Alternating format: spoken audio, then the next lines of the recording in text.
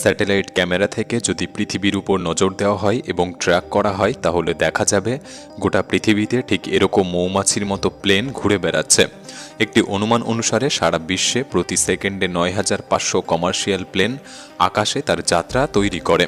কিন্তু আপনি যদি স্যাটেলাইট চিত্রকে একটু ভালোভাবে খেয়াল করেন তাহলে দেখতে পাবেন বিশ্বে এমন কিছু জায়গা রয়েছে যেখানে একটিও প্লেন দেখা যায় না। মনে হয় যেন তারা ইচ্ছা করে এই সমস্ত জায়গাকে এড়িয়ে চলে। তবে বাস্তবে এটাই সত্যি। কিন্তু কেন এমনটা হয়? তারা কেন এই সমস্ত জায়গাগুলিকে এড়িয়ে চলে? আজকের ভিডিওতে আমরা আপনাকে এমন কিছু জায়গা দেখাতে চলেছি যেখানে কোনো প্লেন উড়তে পারে না, এবং যদিও ভুলবশত উড়ে যায় তাদের সাথে ভয়ানক ঘটনা ঘটে। কিন্তু আসলে কেন? ভিডিওটি সম্পূর্ণ দেখার অনুরোধ রইল। আর নতুন বন্ধুরা অবশ্যই পাশে থাকা সাবস্ক্রাইব লেখাটি প্রেস করে বেল আইকনের অল অপশান সিলেক্ট করুন। তিব্বত মালভূমি। গোটা পৃথিবীতে হয়তো এরকম একটিও জায়গা নেই যাকে বিমান পাইলটরা এড়িয়ে চলে। যে অঞ্চলটি ২৫ লক্ষ স্কোয়ার কিলোমিটার এরিয়া জুড়ে, এবং এই অঞ্চল মোট ৯টি দেশকে অন্তর্ভুক্ত করে। ভৌগোলিক দিক থেকে যদি দেখা হয় এই অঞ্চলটি বিমান রুটের জন্য একটি গুরুত্বপূর্ণ অঞ্চল, কারণ এই অঞ্চল চীন দেশকে ইউরোপ এবং মধ্যপ্রাচ্যের দেশগুলির সাথে সরাসরি যোগাযোগ করতে দেয়। কিন্তু আপনি যদি কমার্শিয়াল বিমানগুলিকে লাইভ ট্র্যাক করে দেখেন তাহলে দেখতে পাবেন এই গোটা অঞ্চলকে সমস্ত বিমান এড়িয়ে বাইপাস করছে। পাইলটদের এরকম করার একটি মূল কারণ হল তিব্বত মালভূমিতে অবস্থিত উঁচু উঁচু পাহাড়, যে পাহাড়গুলি চীন থেকে শুরু করে নেপাল, ভুটান এবং আফগানিস্তানে এসে শেষ হয়েছে। এই অঞ্চলে পাহাড়ের গড় উচ্চতা হল ১৪,০০০ ফুট, এবং একটি বিমান সাধারণত ৩৫,০০০ ফুট উচ্চতায় যাত্রা করে। যদিও বিমানের এই উচ্চতা যথেষ্ট, এবং এত উচ্চতা সাধারণত বিমানকে পাহাড়ে বাধাপ্রাপ্ত করে না। কিন্তু প্রধান সমস্যা হলো আপৎকালীন সময়, যখন একটি বিমান আকাশে চলমান অবস্থায় যে কোনো প্রকারের সমস্যার সম্মুখীন হয়, যেমন কেবিন থেকে প্রেসার লিক করা বা ইঞ্জিন কাজ করা বন্ধ হয়ে অক্সিজেনের ঘাটতি পড়া। এমন অবস্থায় একজন বিমানরক্ষীর কাছে মাত্র ২০ মিনিট সময় থাকে বিমানকে ৩৫,০০০ ফুট উচ্চতা থেকে ১০,০০০ ফুট উচ্চতায় নিয়ে আসা। কিন্তু এই মালভূমিতে যেহেতু পাহাড়ের গড় উচ্চতা ১৪,০০০ ফুট, সুতরাং এই স্থানে একটি বিমানকে কম উচ্চতায় নিয়ে এসে যাত্রীদেরকে বাঁচানো সম্ভব হবে না। এছাড়াও আরও একটি কারণ হলো যা এই অঞ্চলে বিমানকে আসতে বাধা দেয়, তা হলো প্রাকৃতিক পরিবেশ। তিব্বত মালভূমির এই পাহাড়ি অঞ্চলে বিভিন্ন সময় ভিন্ন দুর্গম পরিবেশ তৈরি হয়, যা একটি বিমানের যাত্রায় বাধা সৃষ্টি করতে পারে।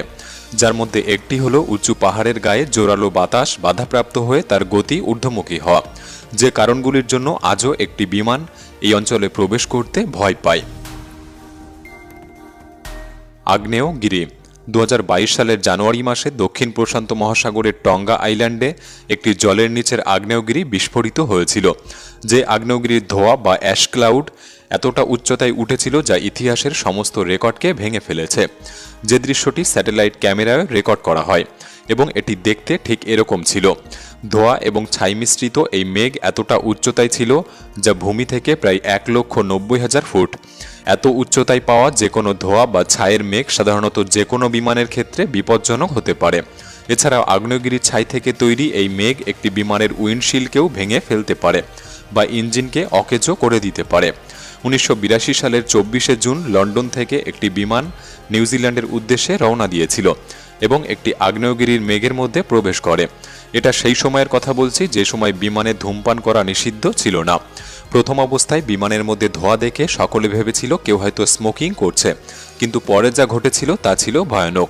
সমস্ত বিমানকর্মী এবং যাত্রীরা ওই ধোঁয়াতে সালফারের গন্ধ খুঁজে পেয়েছিল। তখন তারা ভাবতে থাকে নিশ্চয়ই ঘটনা অন্যরকম হতে চলেছে। আগ্নেয়গিরির ছাই বিমানের ইঞ্জিনে ঢুকে ইঞ্জিনকে ব্যাহত করে এবং ইঞ্জিন কাজ করা বন্ধ করে দেয়। ধীরে ধীরে বিমানের অ্যালটিটিউড কমতে থাকে এবং বিমানটি ভূপৃষ্ঠের দিকে নেমে আসতে থাকে। কিন্তু সৌভাগ্যবশত বিমানটি যখন ৩৭,০০০ ফুট থেকে ১২,০০০ ফুট উচ্চতায় এসে পৌঁছায় তখন ৪টি ইঞ্জিনের মধ্যে ৩টি ইঞ্জিন চালু হয়ে যায় এবং কোনো ক্ষতি ছাড়াই বিমানটিকে ভূপৃষ্ঠে ল্যান্ড করা সম্ভব হয়। তবে এই ঘটনার পর থেকে পাইলটরা ইচ্ছাকৃতভাবে আগ্নেয়গিরির উপর থেকে বিমান ওড়ানো সম্পূর্ণ বন্ধ করে দিয়েছে। ক্রেটার্স। এই ধরনের গর্তগুলি দেখতে যতটা ভয়ঙ্কর মনে হয় আসলে এটি তার থেকেও অনেক বেশি ভয়ঙ্কর হতে পারে, বিশেষ করে এর উপর থেকে যখন একটি বিমান তার গন্তব্যে রওনা দেয়। আমাদের এই গোটা বিশ্বে মোটামুটি ১৭০টি ক্রেটার বা গর্ত রয়েছে, যা অ্যাস্ট্রয়েড বা গ্রহাণু নিক্ষিপ্ত হওয়ার কারণে তৈরি। কিছু ক্রেটার এমন যেগুলি খনি তৈরির সময় খনন করা হয়েছে। যাই হোক, যখন একটি বিমান হাই অ্যালটিটিউডে এর উপর থেকে উড়ে যায় এটি বিশেষ ক্ষতি করে না, তবে লো অ্যালটিটিউডে ওড়ার সময় এর উপর থেকে যাওয়া বেশ বিপজ্জনক হতে পারে, কারণ এই গর্ত ওই বিমান বা অন্যান্য উড়োযানকে এর ভেতরে টেনে নিয়ে যেতে পারে। এই বিষয়টি যদি পর্যালোচনা করা হয় তখন দেখা যায় এই ধরনের গর্তগুলির মধ্যে উত্তাপ প্রচুর বেশি পরিমাণে রয়েছে, যা গর্ত থেকে উপরের দিকে প্রবাহিত হয় এবং বাইরের ঠান্ডা বাতাস গর্তের ভিতরে প্রবেশ করার চেষ্টা করে। এমন অবস্থায় এই ঠান্ডা এবং গরম বাতাসের মিশ্রণ এই স্থানে একটি ঘূর্ণি তৈরি করতে পারে, যে ঘূর্ণি একটি বিমানকেও এর ভেতরে টেনে নিয়ে যেতে পারে। এই কারণেই কোনো বিমান এমন পরিস্থিতির মধ্যে জেনে শুনে কখনো প্রবেশ করতে চাইবে না। North Korea. নর্থ কোরিয়া পৃথিবীর এমন একটি দেশ যাদের আকাশসীমা সবচেয়ে ভয়ঙ্কর বলে মনে করা হয়, কেননা এই দেশের সরকার বা ক্রুদ্ধ মিলিটারি বাহিনী আচমকাই যখন তখন মিসাইল লঞ্চ করে দেওয়ার জন্য পরিচিত। এই মিসাইল টেস্ট শুধুমাত্র দেশের মধ্যেই সীমাবদ্ধ থাকে না, জাপানের মহাসমুদ্রেও এরা কখনো কখনো মিসাইল নিক্ষেপ করে থাকে। সাধারণত এমন অবস্থায় নর্থ কোরিয়ার বিমানগুলিকে কয়েকদিন আগে থেকেই জানিয়ে দেওয়া হয় বা তাদেরকে ট্র্যাক করা হয়, কিন্তু অন্য কোনো বিমান যদি হঠাৎ এই মিসাইল পরীক্ষা অঞ্চলে এসে পড়ে তখন সেটা তাদের জন্য হুমকি স্বরূপ হয়ে দাঁড়াবে। এই জন্য যাত্রীবাহী যে কোনো বিমান নর্থ কোরিয়াকে ক্রস না করেই তারা অন্য রুটে তাদের যাত্রা সম্পূর্ণ করে। মক্কা। সৌদি আরবের পবিত্র শহর মক্কা গোটা দুনিয়ার মুসলিম সম্প্রদায়ের মানুষের জন্য একটি গুরুত্বপূর্ণ স্থান। এমনটা মনে করা হয় যে মক্কা শহর পৃথিবীর সেন্টার অফ গ্র্যাভিটিতে অবস্থিত, যে কারণে এর উপর থেকে না কোনো বিমান উঠতে পারে না কোনো পাখি, কিন্তু আসলে এমনটা সত্যি নয়।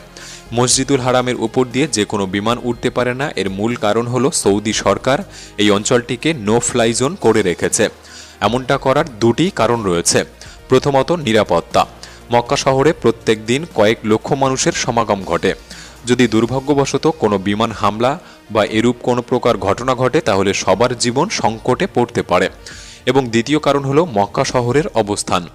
মক্কা শহর এমন জায়গায় অবস্থিত যার চারপাশ পাহাড় দিয়ে ঘেরা, সুতরাং এর উপর দিয়ে যদি বিমান চলাচল করে তাহলে বিমানের শব্দ পাহাড়ে প্রতিধ্বনিত হয়ে দ্বিগুণ থেকে তিনগুণ হতে পারে, যা মক্কাতে আসা যাত্রীদের জন্য মানসিক অশান্তি হতে পারে। এবং এই একই কারণে মক্কা শহরে একটিও বিমানবন্দর তৈরি করা হয়নি। বিমানের ওঠানামা প্রচুর পরিমাণ শব্দ তৈরি করতে পারে এবং শব্দ দূষণ ঘটাতে পারে। এরিয়া 51।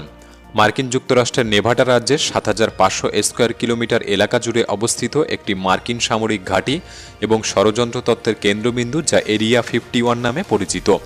এরিয়া 51 যুক্তরাষ্ট্রের বিমান বাহিনীর একটি পরীক্ষা কেন্দ্র, যা নতুন প্রজন্মের বিমান এবং প্রযুক্তি পরীক্ষার জন্য ব্যবহৃত হয়। এটি দীর্ঘদিন ধরে রহস্য এবং ষড়যন্ত্র তত্ত্বের কেন্দ্রবিন্দু, বিশেষ করে ভিনগ্রহের প্রাণী এবং ভিনগ্রহের প্রযুক্তি নিয়ে গুজবের জন্য। যদিও যুক্তরাষ্ট্র সরকার এর অস্তিত্ব অস্বীকার করেছে এবং এখানকার কার্যক্রম সম্পর্কে অধিকাংশ তথ্য গোপন রাখা হয়েছে। সুতরাং চারদিকে পাহাড়ে ঘেরা এই গোপন ঘাঁটি যদিও ভূমি থেকে দেখা সম্ভব নয়, কিন্তু যদি বিমানে চড়ে এর উপরে যাওয়া হয় তবে তা দেখা যেতে পারে। আর এই গোপনীয়তাকে রক্ষা করার জন্যই কর্তৃপক্ষ এই এলাকাকে নো ফ্লাই জোন বলে ঘোষিত করেছে। যদি কখনো একটি বিমান এর উপর দিয়ে যাওয়ার চেষ্টা করে তখন শীঘ্র তাকে এই রুট পরিবর্তন করার আদেশ দেওয়া হবে, এবং যদি সে এই আদেশ অমান্য করে তবে যুক্তরাষ্ট্রের কাছে ক্ষমতা রয়েছে ওই বিমানটিকে ওই স্থানেই ধ্বংস করে দেওয়া। মূলত এই সমস্ত কারণেই এই এলাকাগুলির উপর দিয়ে একটিও বিমান দেখতে পাওয়া যায় না। ভিডিওটি কেমন লাগলো কমেন্ট বক্সে লিখে জানাতে পারেন। ভিডিওটি ভালো লাগলে একটি লাইক করতে পারেন। তাহলে দেখা হচ্ছে পরবর্তী নতুন একটি এপিসোডে। ধন্যবাদ।